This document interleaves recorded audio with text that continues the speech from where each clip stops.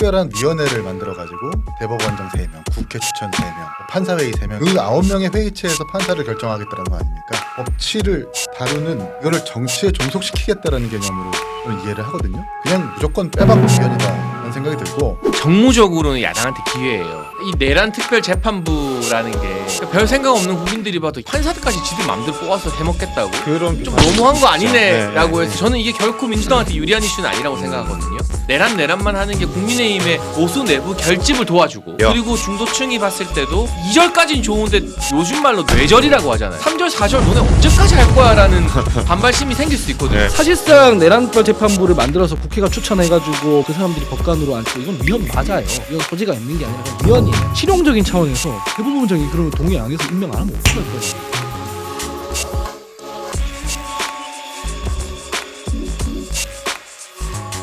내란특별재판부 그 어떤 맥락에서 하셨는지를 제가 추정해 보면, 왜냐하면 한민수 비서실장이나 이런 사람들이 하는 말로 추정을 해보면, 그러니까 사실상 내란특별재판부를 만들어서 국회가 추천해가지고 뭐 그 사람들이 법관으로 앉히고 이건 위헌 맞아요. 위헌 소지가 있는 게 아니라 그냥 위헌이에요. 헌법에 박혀 있거든요. 그런데 이게 위헌 소지가 없다는 사람들의 주장은 뭐냐면, 국회나 뭐 법률가 단체는 추천만 하고 결과적으로는 대법원장이 임명하게 하면 위헌 아닌 거 아니냐라고 하는 거예요. 위헌 아닐 수도 있죠, 그렇게 하면. 근데 제가 말씀드리는 실용적인 차원에서 대법원장이 그러면 동의 안 해서 임명 안 하면 어떡할 거냐는 얘기예요. 나는 이거 동의 안 해서 임명 안 할 겁니다 하면 내란특별재판부 안 굴러가잖아요, 그러면. 대통령 오늘 기자회견을 좀 보면서 두 가지, 예를 들어서 저기 특검 관련해서는 내란 중시, 요 관련해서는 뭐 정무조직 개편안과 바꿀 수 없는 그런 성질의 것이고, 내란특별재판부는 그게 왜 위헌인가라고 말씀을 하셨어요. 이게 사실 정청래 대표가 그동안 얘기했던 거랑 비슷하거든요. 근데 또 방금 속보 뜯는 거는 검찰 개혁은 정부 주도로 하자 이렇게 말씀하셨대요. 정부 주도로 이게 네. 그 이번에 당정 갈등으로 좀 표출됐던 부분 아닌가요? 네, 당정 갈등으로 표출됐던 부분이고, 뭐 그 오보라고 말은 하는데 우상호 정무수석이 가서 뭐 무슨 뜻인지 이게 누구 뜻인지 모르겠느냐 뭐 이랬던 게, 오보라고 말은 하는데 제가 아는 정치권 생리상 오보면은 바로 공보국에서 나옵니다, 풀이. 그러니까 그렇죠. 지난 주말 일요일에 이제 당정 협의를 하는데 그때 과정에서 검찰 개혁을 하고 대신에 이제 총리실 산하에 그 TF를 만들기로 했어요. 검찰 개혁 관련 TF를 만들기로 했는데 여기서 당은 빼기로 했죠. 여기서 이제 뭐 지금 나온 보도로 보면은 대통령실에서는 이제 정부가 주도로 갖고 가겠다라는 입장이었고, 민주당에서는 왜 정부 주도로 가냐, 우리도 참여를 해야 된다라고 해서 이제 갈등이 있었고, 그게 좀 이제 보도가 됐어요.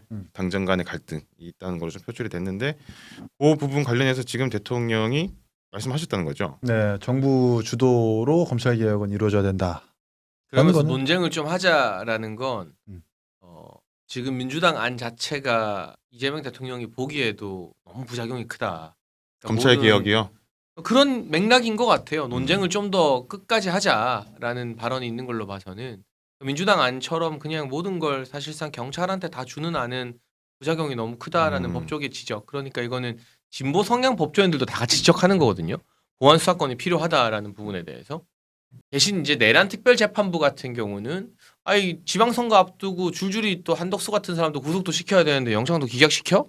이거 뭐 국민 여론 좋으면은 해가지고 다 구속시키지 뭐. 특히 지금 민주당이 타겟으로 노리고 있는 게 오세훈, 유정복 뭐 이런 금시초문입니다. 아니 실제로 수사하라고 막 했잖아요. 민주당에서 모르겠네. 논평이 나왔어요. 네. 지방자치단체장들 수사하라고 특검에서. 잘못 보신 거 아니에요? 아니 실제 공식 논평이에요. 네, 나왔습니다. 그 내란특별재판부가 그거잖아요. 원래는 이제 법원에서 사건을 배당할 때 무작위 전산 배당을 하는데, 특별한 위원회를 만들어가지고 대법원장 3명, 국회 추천 3명, 판사회의 3명에서 그 9명의 회의체에서 판사를 결정하겠다는 거 아닙니까? 그러니까 이 법치를 다루는 이거를 정치에 종속시키겠다라는 개념으로 저는 이해를 하거든요. 이거는 그냥 무조건 빼박 위헌이다라는 생각이 들고, 보안 수사권 관련해서는 되게 어려울 거예요. 아마 일반 국민들이 이걸 이해를 했을 때. 이거 사실 왜냐하면 검찰에 들락거리지도 않으니까 일반 사람들은 검찰 뭐 사건 잘 겪질 않잖아요. 근데 대표적인 사례가 많아요. 부산 돌려차기남 사건 같은 경우에도 원래 경찰에서 일반 중상해로 송치를 했다가 나중에 고의에 의한 살인 미수로 검찰이 의뢰해가지고 징역 20년까지 받은 거거든요. 정인이 학대 사건도 마찬가지고 버닝썬 사건도 마찬가지고 화성 연쇄살인 사건도 마찬가지고 그러니까 국민들에게 떠들썩하게 알려졌었던 성희롱, 성범죄, 살인 미수, 아동 학대 중에서 경찰의 첫 초기 대응 미진 내지는 잘못된 의율 혹은 미진한 의율 때문에 사건이 되게 축소되려다가 검찰의 보안 수사 때문에 형량을 좀 납득할 수 있는 만큼 받는 사례가 되게 많아요.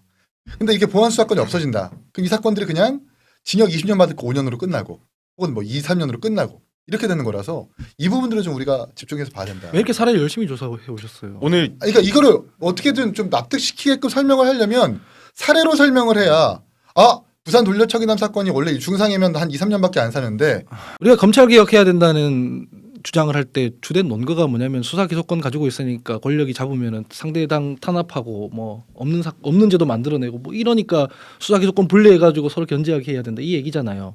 특수부 문제예요. 그거는. 근데 이긴 총장이 말씀하신 사례는 이제 형사부잖아요.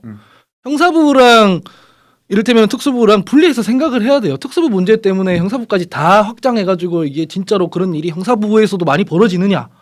여기에 대한 주장 별로 없거든. 그래서 저는 실제로는 운영과 인사와 이런 것들로 해결해야 되는 문제를 갖다가 이게 전부 다 검찰 조직 전체의 어떤 제도 이를 확장해서 지금 하려고 한다는 것에 부작용이 있을 수 있기 때문에 대통령이 신중하게 판단하는 거 맞다고 생각하고 내란특별재판보다 마찬가지인 게 지기현 판사 예를 들고 한덕수 총리 뭐 영장 기각된 거 예를 들거든요. 예.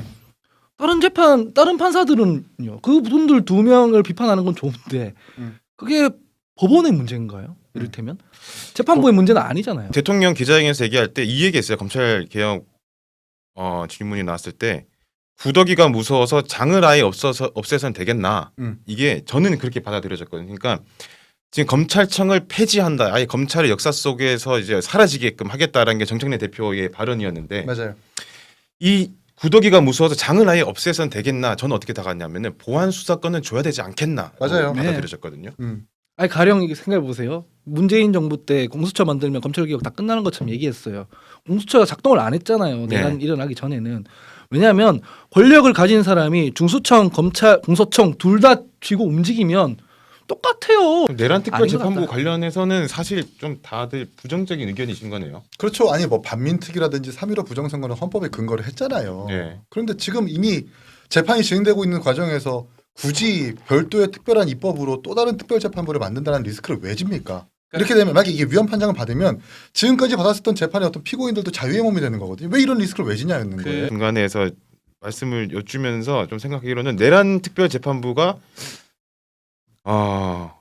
나중에는 결국 오늘 이재명 대통령이 기자회견에서 공개적으로 언급한 만큼 불씨가 될 수 있다 생각하거든요. 안 할 겁니다. 문재인 정부 때랑도 다른 게 이를테면은 여가부 장관 임명 국면에서도 내부에서 뭐 비판하거나 이렇게 뭐 재헌하거나 했을 때는 이제 철회를 하더라고요. 그래서 내란특별재판부도 오늘 본인의 신념이나 본인의 생각은 당신의 생각은 그럴 수 있는데 이를테면 이거 법안을 어떻게 성안할 수 있습니까? 성안할 때 이럴 거 아닙니까? 뭐 국회 법률가 단체 어떻게 3명씩 추천해서 대법원장이 임명할 수 있다. 혹은 임명한다 이렇게 돼 있을 거 아니에요? 근데 조희대 대법원장이 나 싫은데 이렇게 돼요. 그걸 어떻게 강제할 수 있어요? 대법원장의 권한이라고 개헌을 하지 않는 이상 불가능해요 논리적으로. 근데 이게 정무적으로는 야당한테 기회예요. 왜요? 그러니까 이 내란 특별 재판부라는 게 제가 봤을 때 별 생각 없는 국민들이 봐도 야 뭐 판사들까지 지들 마음대로 뽑아서 해먹겠다고 그런 좀 비판이 너무한 거 있죠. 아니네라고 네, 해서 저는 이게 결코 민주당한테 유리한 이슈는 아니라고 생각하거든요.